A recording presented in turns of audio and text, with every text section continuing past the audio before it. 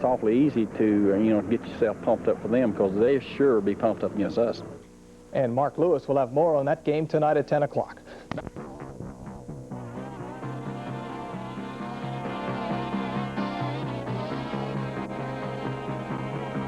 The Frank Bevers Show with the head coach of the Highland Park Scots and Ray Gaskin. Brought to you in part by Abio and Atleta Realtors. We know what makes the Park City special. By Henry, where you can find the clothes that you want for any occasion. American heartbeat. It's the American heartbeat. The American heartbeat. Oh, the American heartbeat. It's the American heartbeat. American heartbeat. The American heartbeat. America. The American. And a pleasant good evening, everybody. Welcome to the Frank Bevers Show. I'm Ray Gaskin with Frank Bevers, head coach of the Highland Park Scots. In just 2 nights at Texas Stadium in Irving at 8 p.m., it'll be Highland Park taking on the Plano Wildcats in the second round of the state playoffs. And, Coach, already much has been said, much has been written about the rivalry, the games in the past, and, heck, this is what it's all about. It's exciting to be in this situation. It really is. Of course, you always have dreams of being in a big ball game like this, and there's a lot of excitement, there's a lot of electricity in the air, there's a lot of enthusiasm. It's a big ball game for both sides, and it will be interesting. The Scots defeated the Roosevelt Mustangs 9-0 this past weekend over at Sprague Field in Dallas. The offense was a little sluggish, but gosh, you can't say enough good things about how your defense has been performing lately. It was a good ball game. 3 phases of the game: offense, defense, and kicking phase. And the defense was exceptional, kicking game exceptional, and we had some problems offensively. I'm not sure if we were doing that poorly or they were doing that well on defense. And of course, to get someone to cooperate with you to make big things happen, sometimes it takes their help too. And when they don't cooperate, bad things happen. And on defense, they're very big, very heavy, and they were hard to move, so we did have problems. But it was probably from the standpoint of them being a pretty good football team. You've been, as you have pointed out several times on the show this year, pretty fortunate in the injury department. However, in the game the other night, John Stellamore got his knee banged up a little bit. We don't want to give away all the trade secrets for the ball game this weekend because the folks in Plano have their sources out there and have ways of finding out all sorts of things. However, with the question of John, apparently the knee injury was not quite as serious as it could have been. No, we felt, in the game had been a type of situation where we have been backed up on our end of the field. John had to have gone. But it wasn't that way. We had them backed up on their end of the field, so we put Clay Sumner in. John will be ready to go this Friday night in Texas Stadium. Okay, so our situation is this. It'll be HP against Plano, and as a matter of fact, during our halftime break in the show tonight, we'll have more on all the festivities getting ready for the Plano ball game. But before we get that far, we're going to take a look at highlights of the 9-0 win over the Roosevelt Mustangs. We'll launch right into those highlights when we return in just a moment. The Highland Park Scots. A 3-way tie. The coin flip was held, and Highland Park Wilmer Hutchins got into the playoffs, and North Mesquite had to stay at home. In terms of the players' attitude coming off the Wilmer Hutchins loss and then realizing that they still had a chance to go on and be in the playoffs and try to get ready to play Roosevelt, what was the attitude level like? very positive. The kids realized that they did get a second chance, and they were going to try to make the most of it. And we went in the ball game very positive, on a good roll, and kids were thankful that we had a second chance, and they did a good job. Players have to play with pain, and coaches sometimes do too. You were a little bit under the weather last week, but when it came time for the bell to ring, you were there. Yeah, not much choice. And I know that you're going to be there this Friday night. If the good Lord willing. Not much doubt about that. Let's take a look at highlights of the first half of play. Highland Park against Roosevelt. Wayne Clements kicks it off, and it'll be Darrell Duncan on the returning end. And boy, as your special teams have done all year, good job here. Super job, but we decided to squib kick it and thinking they'd probably have little problems handling it, and they did. Claude Person is the starting quarterback for Roosevelt from the 11-yard line. They give it to Duncan on first down. Behan makes the tackle, and he's fired up as usual. Those two tackles, Nash and Behan, are tremendous. And watch those guys throughout the highlights tonight, along with George C., number 22. What a great game he had. Kenneth Walker picks up 3. I think he's the running back that you were the most concerned about from the standpoint of their offense. Were we ever? He's a little bitty kid, strong, very quick, and causes a lot of problems. Walker picked up the first down on that play. Perry Davis from the 26-yard line sweeps left. That's George C., number 21, with some help pushing him out of bounds after a gain of 7. George C. had a great night. I think he had 16 tackles and 1 interception. That is a super night in anyone's category. Larry Lockett picks up 2 here. Behan makes the tackle. That sets up 3rd and 1 at the 35, and they will go to Walker. And how about this hit?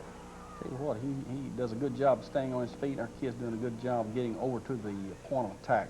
However, there was an offsides call here, so Roosevelt still has the ball. Person pitches it back to the robot, Roy Martin. He loses 1 yard on the play. The speedster for Roosevelt. Was never able to get loose. He was non-effective that Friday night. So now it's a 2nd down and 16. The pass is thrown downfield. That one was almost intercepted. Nearly picked off with Matt Johnson. He's playing the receiver a little bit too much, or otherwise I think he would have made the interception. Person looking for receiver. Good coverage in the secondary. Number 10 scrambles with the ball, and he wisely goes out of bounds. Picked up only 5 yards, though, and it sets up a 4th down punt. And let's watch what happens here. I believe it'll be Steve Davis on the returning end down here at the other end of the field. He calls for the fair catch, and the Scots take over at the 35-yard line. Yeah, pretty good field position. We just need to do something with it. We open the ball game with a trap, knowing we're going to have problems with the big kids on the inside, hoping to slow them down just a little bit. John is doing an audible right here. And it will be a handoff to James Knoll, his 2nd consecutive carry coming up as he tries to take it off left tackle. So this sets up 3rd down and 5, and you'll go to the air right here. This is a pass to McCullough, makes a nice catch. And of course, you can see they're covering him very closely, and if we're not careful, you'll throw an interception. Good grab by Mike, a gain of 9 yards, and that gives HP a first down at the 49-yard line. Len Waters gets his first carry and picks up 2. And from the 49-yard line of Roosevelt, on this next play, you go back to the air again, Coach. And you see them playing the sideline pass real hard. Now we know that we must be very careful. 3rd down, 8 yards to go. And Mays trying to go right. Good pursuit there by the Mustangs. 4th down and 8. Wayne Clements to do the booting. He gets away a good one, a 47-yard kick. Just can't say how important the kicking game is. It is so important now. They've got about 99 yards to go for a touchdown. The chance of you doing this in a big ball game most time is very slim.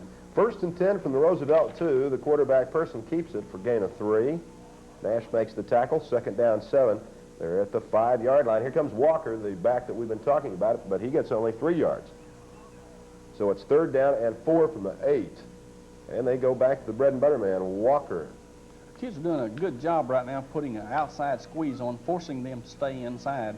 If we can do this, we feel we're in pretty good shape. After a holding penalty, Roosevelt has a first down. Martin has run out of bounds, and they go with a draw play here to Walker, and you can see why the Scots defense was so leery of this guy. He is very quick. 1st and 10 from the 27. Walker picks up 5 yards, and Roosevelt, I think, here thinking, well, they might as well stay with a good thing. Number 30 gets the carry again, and Walker picks up 5 more yards. I'll tell you what, this point in the game right here, George C. is all over the field making tackles from sideline to sideline. 1st and 10 from the 37. Duncan picks up a couple of yards, and as you said, George C. again making the tackle. Then they go with a pass play, and it is intercepted. This is a great interception by our strong safety, Brandon Williams. The ball was tipped up by one of the other players, and he makes a great interception. I believe the ball was tipped up by Brady Giddens, number 75. Goes through the receiver's hand, and he's got great concentration, makes that beautiful interception. Golly, how did he manage to come up with that? He may not have. No, I think he had it. It was a good interception by Williams, and it's Highland Park's ball. Waters comes to the left side, and the ball across the 50-yard line. No score in the contest as the first period draws to a close. You've put together one fairly good drive, but so has Roosevelt. So the game is a dead even standoff at this point. We knew at this point that it was going to be a low-scoring game. We knew that we would have problems scoring because they're very physical up front. We're having trouble with them, And if you don't get the ball in great field position, we knew that we'd have a hard time scoring. And of course, at the same time, their offense was having problems moving the ball in our defense, and we knew that they was going to have problems scoring a bunch of points on us also. Okay, so it's looking like a low-scoring ball game. We'll see what happens in the second period when we come back with more of this week's Frank Bevers Show in just a moment. Who's he calling a dead skin? The back judge said it was not a catchable ball, and if it's not a catchable ball, then it's not interference. So, no flag after all. 3rd down and 8 from the 48. John throws again, and Roosevelt picks it off this time down at the 18-yard line. So the Mustangs take over at the Roosevelt 18, and it's number 30, Walker. He'll try to sweep right, but boy, did George C. cut him off. Walker reverses, and this shows you his natural running ability. He gains 14 and a first down. 1st and 10 from the 32. Fred Gaines will sweep the right side, cuts back in, and has a gain of 9 yards. And Roosevelt's getting their running game going. Are they ever? We just don't give them too much encouragement because it could be pretty rough for the night's over. 2nd down and 1. Duncan blasts up the middle for 9 yards. Roosevelt nearing midfield. 1st and 10 at the Highland Park 49. It is Walker again off the right side for a pickup of 4 yards. One tackle was made by a defensive end and George C., middle linebacker. This time, though, Walker is thrown for a loss. There's George C. again. We're seeing his name awful lot on the tackle sheet this week. 3rd and 11. Person throws. It's incomplete. Nicely thrown pass. He probably hears little footsteps and ends up turning the football. 4th down and 11. So here's the punt. Not a very long one. Fair caught at the 21-yard line. So it's 1st and 10 from the 21. Waters for a pickup of 3. And one thing I'm noticing, Coach, you're lining up in the I formation a little bit in this game. Yeah, we want to run a trap out of this formation, and they were so quick by the time our back could get there to hold it close. Pass was caught by James Knoll for a pickup of 3, but it's still 4th and 1. No gamble at this point, huh? No, it's too early. The punt is taken by Roy Martin, and whoa, he fumbles the football and is swarmed under for a loss. Those of you, of course, have heard of Roy Martin, the great track man, but a lot of people have really wondered whether it's been wise that he's gone after football or not. 1st and 10 from the 23. Duncan gains 3. It sets up 2nd down and 7. So they go to Walker again. Boy, this guy is so hard to bring down. He really is. He's only about 5 foot, maybe 5'3", but boy, he is slippery. 3rd down and 1. Duncan gets just enough for a first down. George C. makes the tackle, so it's at the 34-yard line of Roosevelt. And here comes Walker again. It's hard to teach a back how to make those moves like that, isn't it? Is it ever? It's instinctive. This was tackles made by Trip Wood and George C. 2nd down 4 from the 40-yard line. Duncan will get a couple of yards. So it is a 3rd down and 2. And again, the Scots defense gets awfully tough in the middle. They're very stingy in the middle. 4th down and 2. So Roosevelt gained nothing on that 3rd down and 2 play. The punt taken here by James Esquivel, and a nervous moment there, Coach. Yeah, we were wanting to see if everyone was really paying attention in the stands. So Highland Park recovers the fumble from the 31. Waters picks up 4 yards, but now we get a holding call, and it will be 2nd down and 15. Waters is stopped for no gain. It's 3rd down and 15, and it's time to go to the air here. Let's see what happens. And that's a pretty good scramble. The pass, though, dumped off on the near side. We wanted to throw the ball to Wayne Clements, and John was forced out of the pocket and had to throw the football away. And on the punt, here is a penalty. On this particular call right here, you got to give the guy catching the ball 2-yard buffers on, and we did not do that. So Roosevelt gets some extra yardage out of it, and they are at the 43-yard line. They're into the field. Person goes back to throwing first down, and he throws it deep. Let's see what happens. Now it's a jumping contest, and we have to do a great job of out-jumping them. This is James Esquivel with a nice interception. That's a super interception there by Esquivel. Great coverage in the secondary. All 3 backs were right back there with the Roosevelt receivers, who, of course, have the great speed. 1st and 10 from the Highland Park 16. Waters gains 7. And it sets up 2nd down and 3. And it's been real tough since the first possession, really, to get something going offensively. It really is. Part of the time we found number 79, we can operate a little bit on him. But with the problem is the defensive tackle in front of our guard is whipping us part of the time, so we can't do anything consistently. Less than a minute to go in the first half, and here's a clutch reception by Mike McCulloch, which gets you upfield, and now you're beginning to think maybe you've got a chance to get a field goal. Yeah, this is exactly what we're thinking about at this point in time, trying to get close enough that we can get a field goal. We feel we can kick one roughly 50 yards. From the Highland Park 48, about 35 seconds left. Stallworth throws this one away on the near side. It sets up 3rd down and 10 from the 48-yard line. 11 seconds left in the first half, and how about that catch by Kennington? It's a beautiful catch by Clark. Now it's really being possible for us to make a 50-yard field goal. So Wayne Clements comes in, tries it. It's a 45-yard field goal try, but oh my, it is just wide to the left. And you're going to take a look at your coach. Now they get a 5-yard penalty, and now it's only a 45-yard field goal, and is right down the middle for 3 points. And here's the replay. As you got the second chance, and the 45-yard field goal is good. And, hey, sometimes you pay a price for those, too. Do you ever? But it's all worth it when they go through the uprights. So, 3-0 your score, and there's some enthusiasm along the sidelines. After pretty much a standoff in the first half, the catch by Kennington, of course, very important, and then the penalty there at the end that gave you the second chance. It really was. And, of course, Wayne Clements has got a good leg. He's very strong. He's very accurate, and he will be a big thing in our offensive attack before this year is over.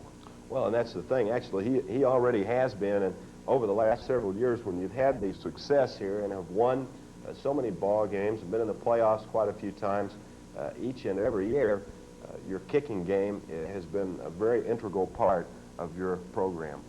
Our kicking game here has always been good. We've got kids that can kick off, can kick field goals, can punt.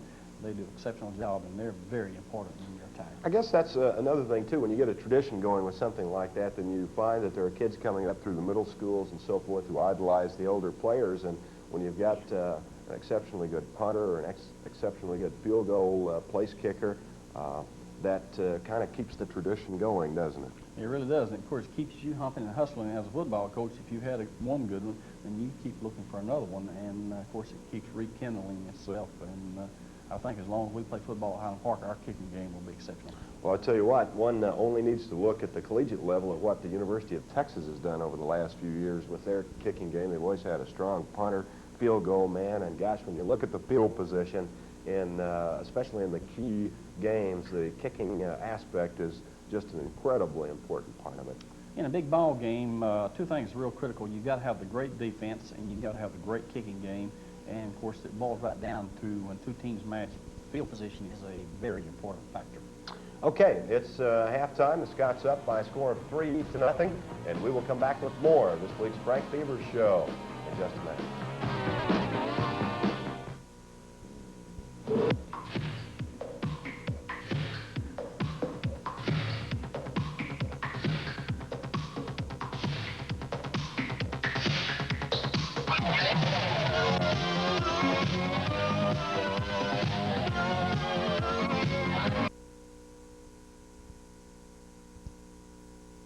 Stats and results, but can sometimes offer a different view. With action photos, full game wrap-up, interviews, and previews of upcoming events, you'll always be in the know. Sports with Brenda Lamance, only in the Park Cities News. There is no comparison. Anyone who has ever sold their house and had to move knows that it's no fun. Real estate move. Abio and Adlita. Turnover is also an important part of the first half the other night, and as we've already mentioned, the kicking game is so important that it resulting in a 3-0 halftime lead. Again, got to think that offensively you're a little bit concerned about what's been happening the last couple of weeks. Yeah, really are. Of course, the thing we're concerned with is that we don't self-destruct, go out there, meaning we make bad errors and turn the football on your own end of the field and ending up them getting points on the board. And that's the main thing that we're concerned with.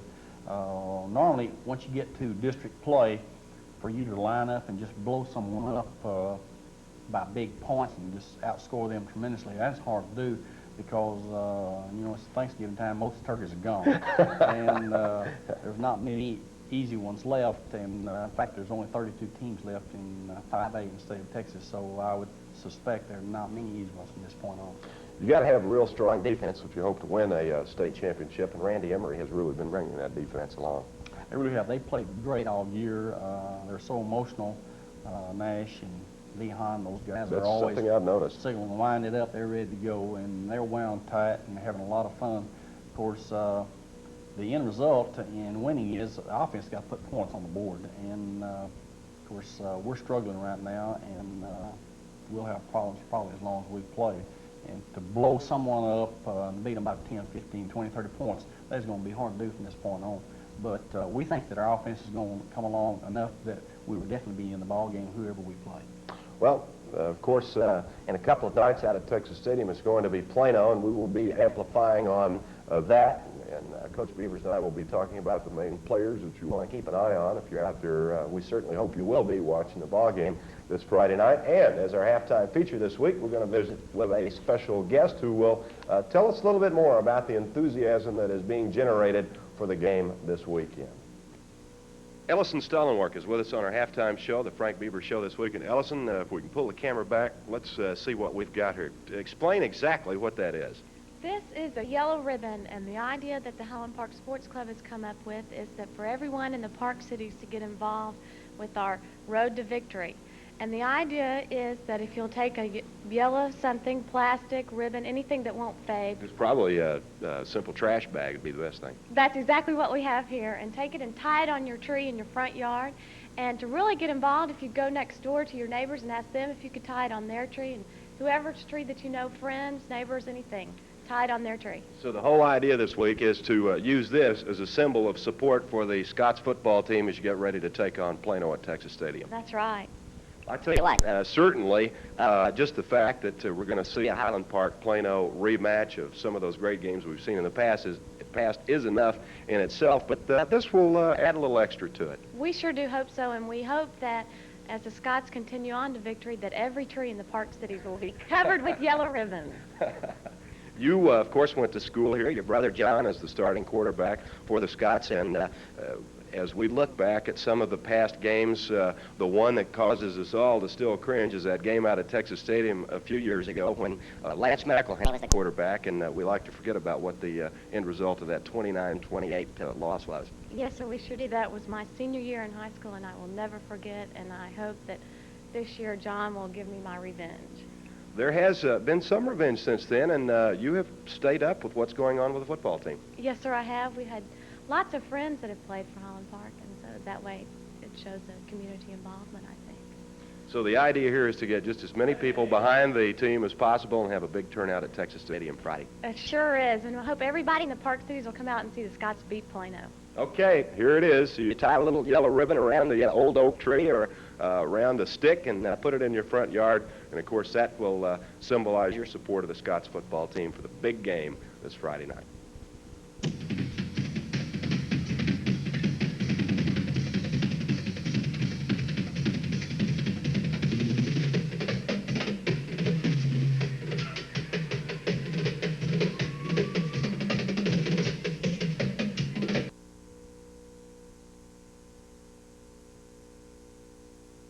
The high-rise dealership, Ewing Buick Volvo. Well, I'm sure the coaches had already looked ahead at the brackets and figured out that if you won and Plano won, you'd be meeting them this weekend.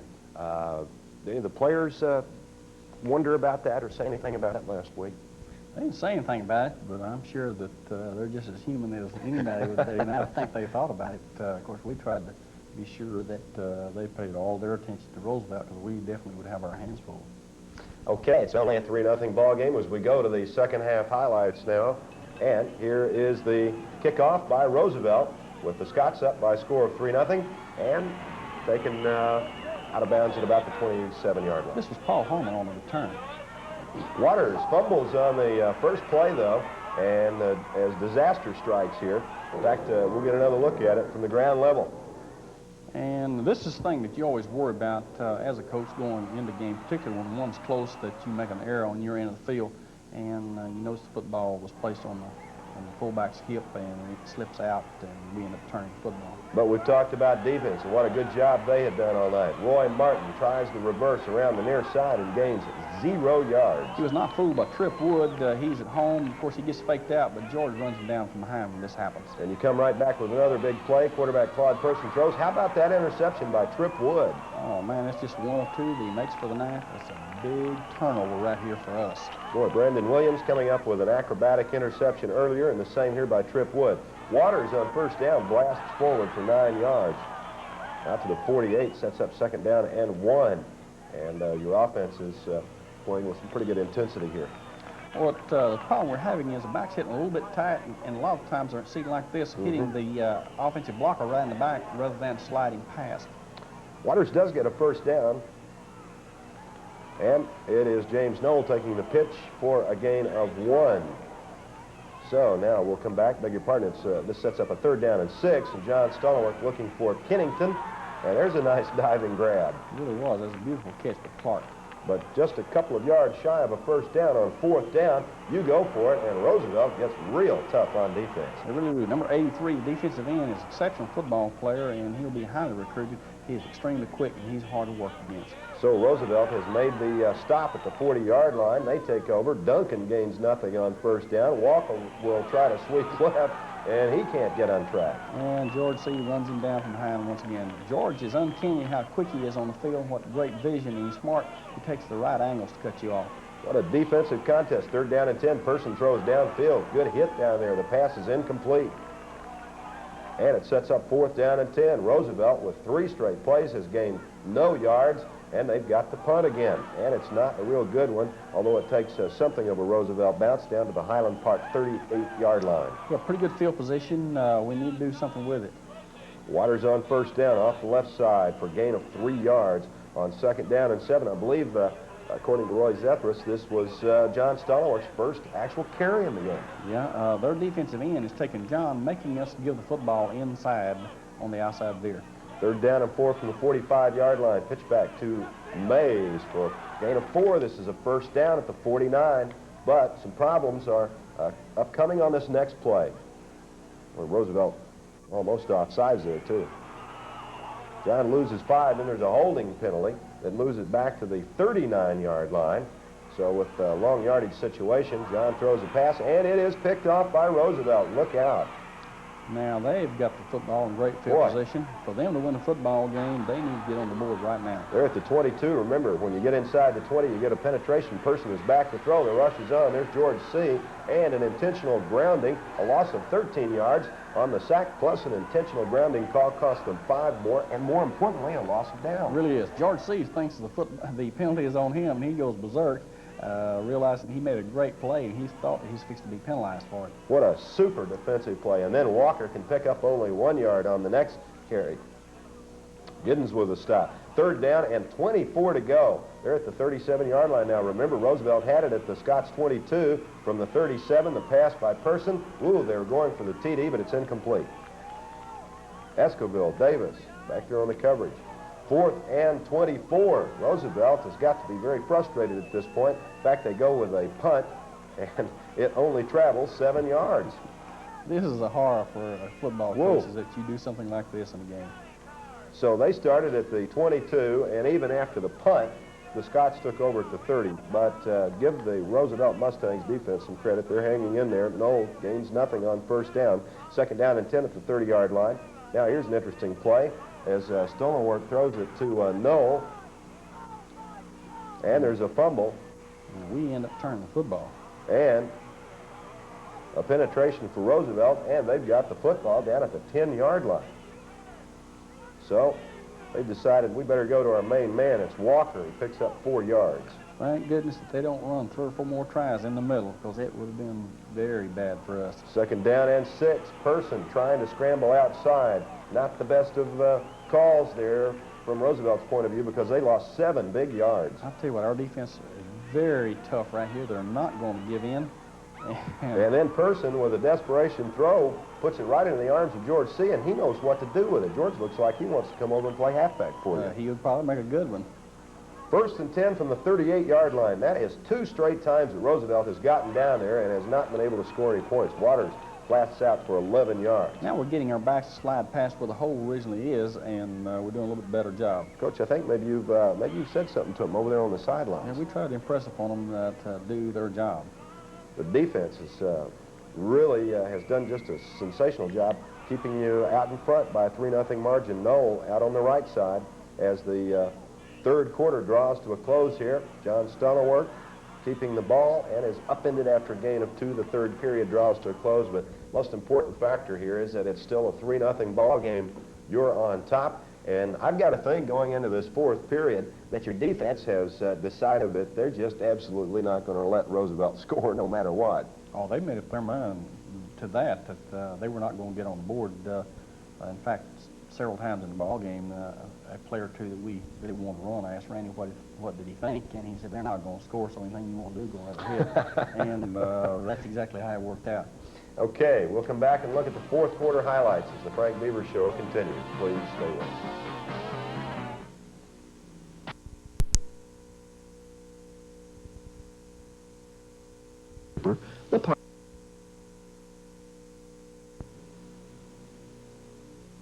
Pick up the fourth quarter action with a punting situation here. Wayne Clements to do the booting. It's 4th and 3 from the 44-yard line.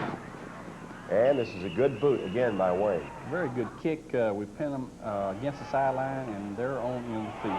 41-yard boot from the 7-yard line. Walker gains only 2. How about Vihan? Tell you what, those kids are excited. I think here comes George C. running down again. Walker loses 1 yard. It's 3rd down and 9 from the 8. Doesn't seem to matter whether Roosevelt's down near the Scots goal line or in the shadow of their own. The result always is about the same. Walker reverses his field and with a good individual effort gains some yardage, but he pays for it. This is a nice tackle by, I believe this is a free safety, James Escobar. 4th down and 1. Roosevelt not about to gamble. Here's a punt, and let's see what happens here, Coach. I believe they say that Davis kicked the ball out of bounds. That's what was ruled. It's hard to tell from looking at the tape exactly what happened. Nevertheless, the Scots have the ball from their own 42. Waters on first down picks up 1. And it is now 2nd down and 9. And this time, Lynn sees a little bit of daylight out there. Slides past, makes a nice run. 1st and 10 from the 47-yard line. Let's see what happens here. Waters for +2. 2nd down 8 from the 45. Give us to James Knoll. Roosevelt still hanging tough. 3rd down and 7 from the 45-yard line. Pitch back to Knoll, and he just can't quite turn the corner. I'll tell you what, the kids are very quick, and they're hard to block. 4th and 7 from the Roosevelt 45. Here is a 41-yard punt. Once again, the players are down there covering very well. Ball goes out of bounds, and they make a quarterback change. Earl Smith comes in to replace Claude Person, who I believe was hobbled a little bit anyway. Yeah, he had injured the ankle the week before, and he was not 100%. Now, disaster about to strike here for Roosevelt. Walker here. It's 2nd down play. Walker cuts back inside. Oh, he was bobbling the football, and who's going to come up with it? Yes, the Scots have the football.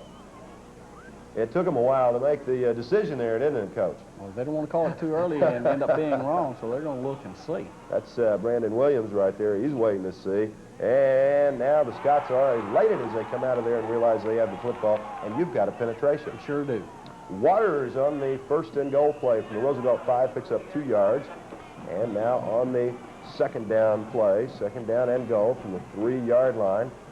Just trying to get it in there for a touchdown. And you're not, at this point, thinking about anything other than trying to get a touchdown. That's true. The main thing we're trying to decide on for them to beat us, they score a touchdown, so 6 points doesn't do us any good.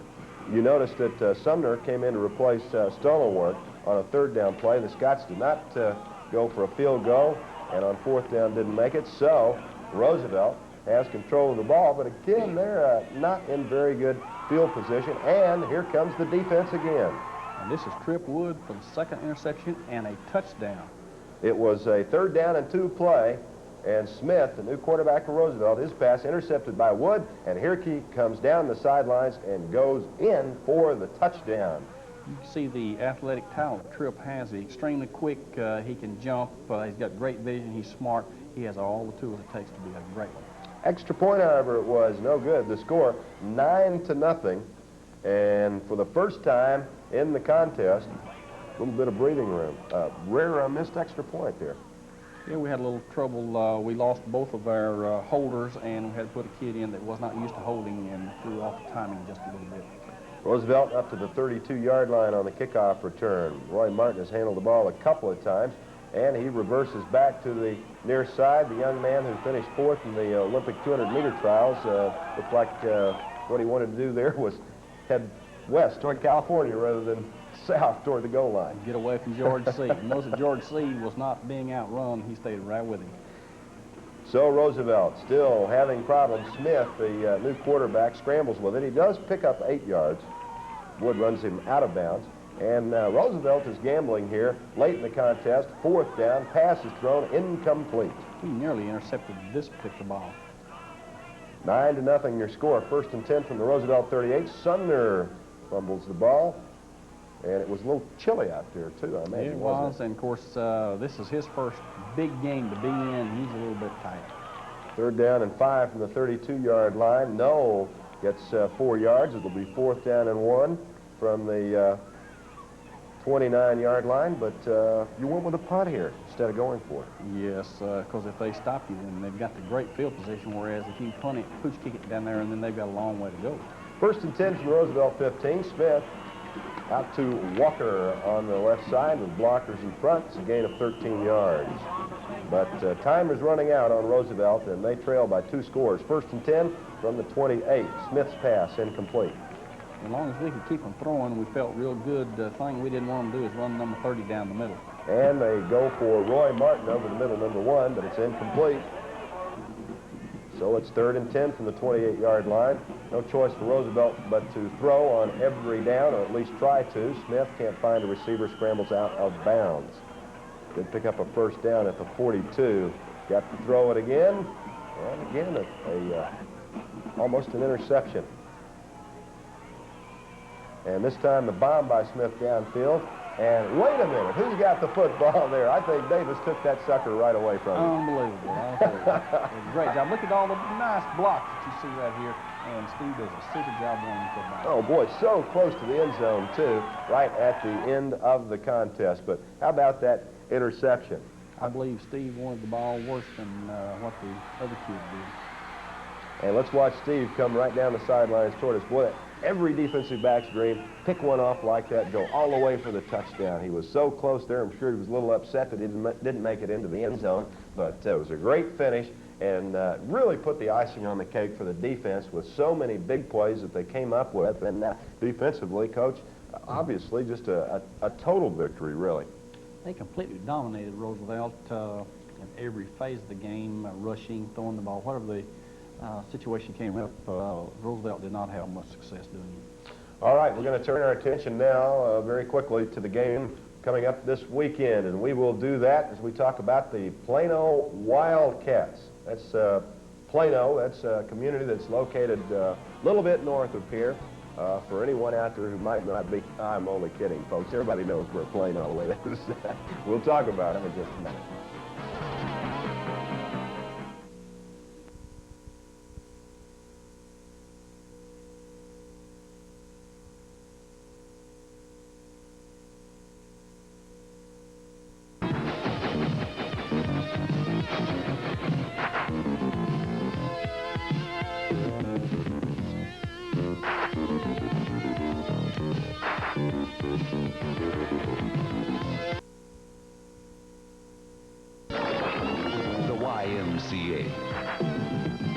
Don't put it off.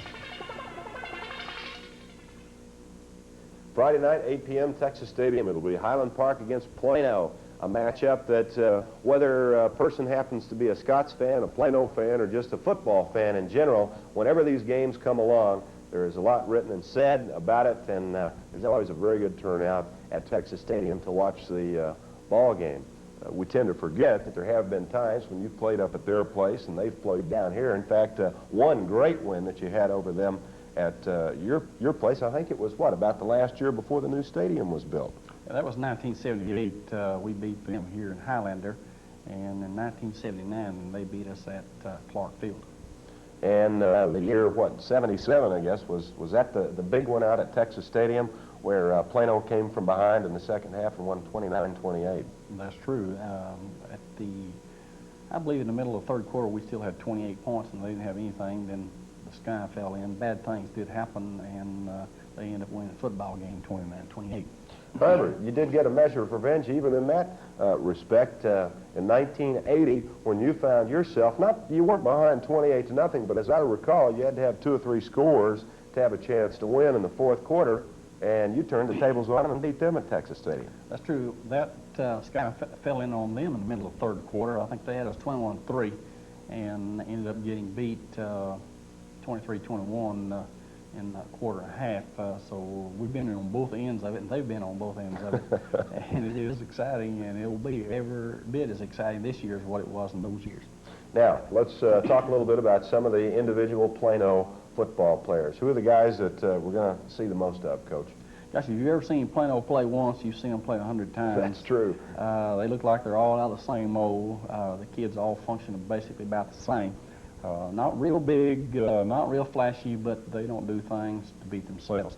And, of course, their quarterback, Tony Cook, number 25, weighs about 155 pounds. He's very quick, and to beat them, you've got to control Cook.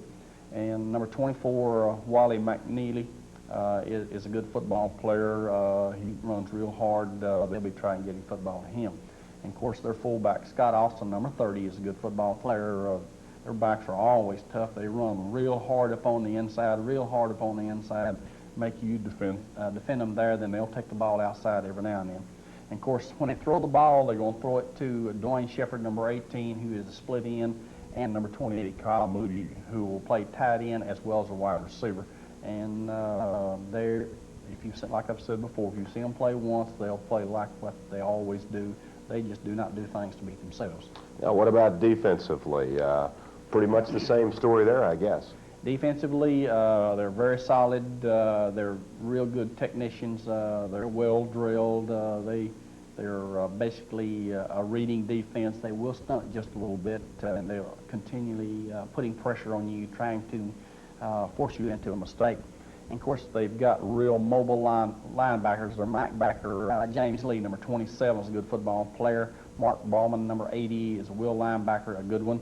And number 32, Chad Farrell, is a good football player. These kids cover a lot of ground. If you're going to throw the ball, you'll probably have to throw it under them because they're going to get a deep drop, try and shut you out on all-out routes or in the curl-type plays. And on defense, they've got 2 good tackles. Terry Price, number 70, is a big boy, weighs about 225, and he's a junior. And a kid's been playing real well but did not play last week is Reggie Howard, number 81, is a good football player. I have never seen Plano line up with kids that won't hustle, won't get after it, and they're going to run and gun until the night's over, and if they get beat, they get beat. If they win, they go right on for next week.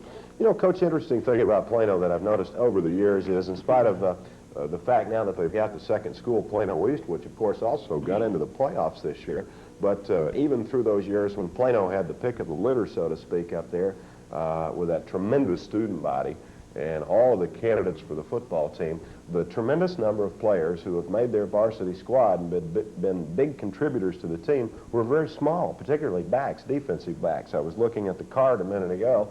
Their strong safety weighs 150 pounds. One of their cornerbacks weighs 145, and yet those guys have to be good players to become starters at Plano. Are they ever? Of course, you have to be very committed to any winning program. You got to make a big commitment to being a player. And, of course, this is a part of them being successful in their program. Their kids make a big commitment, and they're willing to do whatever it takes to win. And they have always had the small defensive backs, but very quick, excellent tacklers. And they cover a lot of ground on the football field. Of course, you can take a little kid that's going to be run and gun and make the tackles all over the field. You can have a big one. If he doesn't do that, then the size is not a factor. But it'll be exciting because they will cover a lot of ground on defense. They're extremely quick. You and Tom Kimbrough, the coach up there, don't see a whole lot of each other, but periodically you find it necessary to have a discussion or two. How about the film trading situation this year? Have you all worked out something where you are able to study their films and they've been able to study yours? The meeting that we had this time was very professional, very smooth, very low key. It wasn't we want this, we want that. They went into the meeting with the attitude we want to cooperate, whatever it takes, you know, put a nice football game on, and they were very cooperative and very professional. In this particular meeting between the two teams, there's going to be an underdog, and it's going to be Highland Park. There's no doubt about that, because Plano is 11-0. They made it through a pretty tough district up there. They won the first game over Kimball pretty convincingly. They've been a balanced team offensively and defensively. Your team has lost a couple of games, struggled a little bit offensively, and yet can't this perhaps help you being in the underdog position? Of course, our kids don't look at it from the standpoint of being picked or being an underdog. We just kind of go out there and try to do our thing, try to do the best job we can do, stick with our game plan defensively, stick with our game plan offensively, and hopefully we don't break down in either of those two areas and depend on our kicking game and field position to be a deciding factor. You talked much to the players about the past tradition in this rivalry, or do you have to? No, I don't. Probably don't have to say anything about it, do you? I don't think you have to, because that's part of our heritage. Well, we're certainly looking forward to it, and I know from the standpoint of momentum, again, when you think about what the defense did this last week, you are going to be playing a team that's somewhat conservative. Plano's not going to do a whole lot of flashy things out there, but you have to feel good about your chances of realistically being able to win the ball game based on the way the defense has continued to play. Well, that's true. Of course, the thing about them is they don't have the great innate ability as far as being super athletes like the past 2 weeks what we've been playing in Wilmer, Hutchins, and Roosevelt.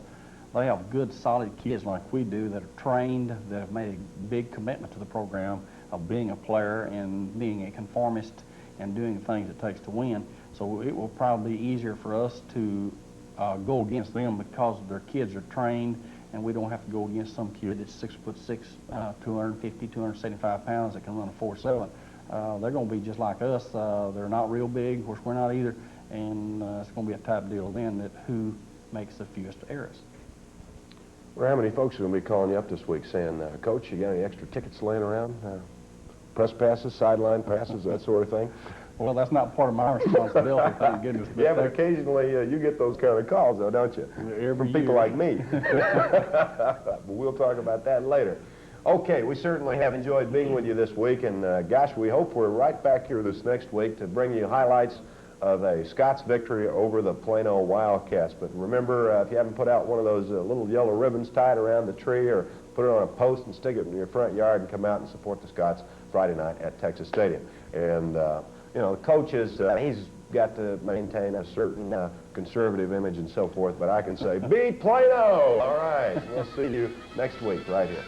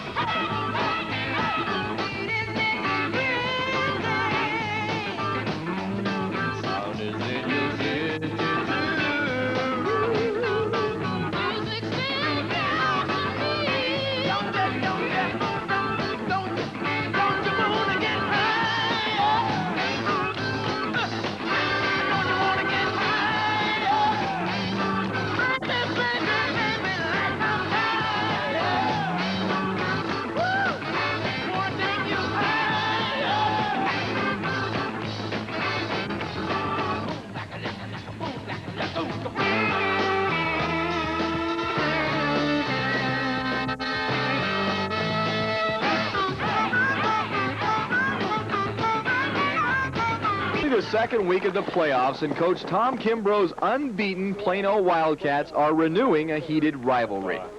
At 11 wins and no losses, the Wildcats have a leg up on the 9-2 Highland Park Scots, who have always been potent offensively. However, the difference in Highland Park this year and the past year's teams is this year they have an outstanding defense to go along with a talented offense. So we feel like we're playing a complete team when we play Highland Park, both offensively and defensively. It's going to be a tough game. Highland Park is always good. And from watching films and all, they have a real good offense, but this year they have a good defense to go along with that. There's a lot more pressure in the playoffs.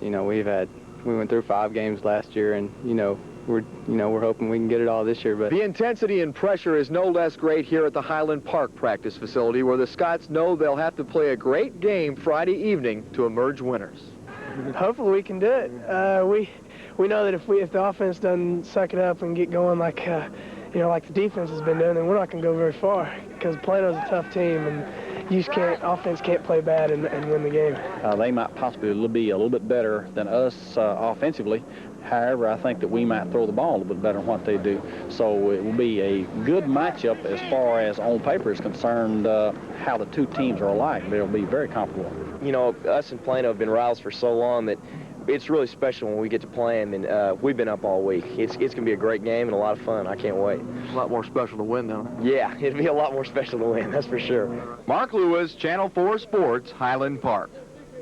After last night's win over Mill, the Detroit Lions tomorrow. The feature games has to be at Texas Stadium between Highland Park and Plano. These two teams last met in 1980. In that game, Highland Park came from behind to win. In 1977, it was Plano who came from behind. These two teams always play exciting high school football, and tomorrow night should be no different. There's just nothing like it around this North Texas area, the Plano-Highland Park rivalry. There's just nothing to compare it to around here. It's like Odessa, Permian, Midland, Lee out in the west part of Texas. It's just special, and we're lucky it's happening again, because they may change up the districts pretty soon. So this could be the last big time the rivalry happens. So. Fun to be part of tradition here. It really is. It's fun, especially this game. It's been a while since we've played, and it's really great to be a part of something like this. We'll have more on that game tomorrow night at 6 o'clock, and it should be a good one, yes. Huh? Okay, thanks, George. Thanksgiving in the inner city. That's still ball game that he definitely would not be 100%, but John was. Now, defensively, what a terrific job the defense did on Plano. Of course, I really felt like it on the show last week. We talked about this. Defensively,